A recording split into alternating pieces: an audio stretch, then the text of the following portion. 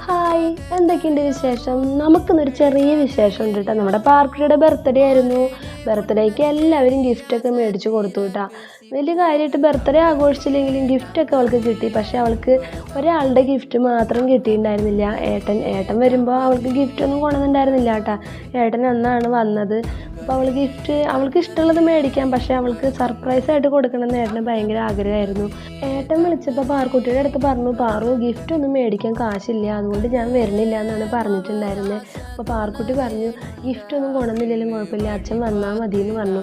അങ്ങനെയാണ് ഏട്ടൻ വന്നത് കേട്ടോ. പക്ഷേ അവൾ ഗിഫ്റ്റൊന്നും ഉണ്ടാവില്ല എന്നാണ് വിചാരിച്ചിട്ടുണ്ടായിരുന്നത്. പക്ഷേ അവൾക്ക് ഒട്ടും പ്രതീക്ഷിക്കാത്തൊരു ഗിഫ്റ്റാണ് കേട്ടോ ഏട്ടൻ മേടിച്ച് കൊടുത്തത്. നമ്മൾ മൈജിയിൽ വന്ന് അവൾക്ക് സർപ്രൈസായിട്ട് ഒരു സ്മാർട്ട് വാച്ച് അങ്ങ് മേടിച്ച് കൊടുത്തു കേട്ടോ. അവൾ ഭയങ്കര ഹാപ്പിയായി. കുഞ്ഞായിട്ടിരിക്കുമ്പോൾ അവർക്ക് കൊച്ചു കൊച്ചു ആഗ്രഹങ്ങളൊക്കെ ആയിരിക്കും. ഇപ്പോഴൊക്കെയല്ലേ നമുക്കത് സാധിച്ചു കൊടുക്കാൻ പറ്റുള്ളൂ.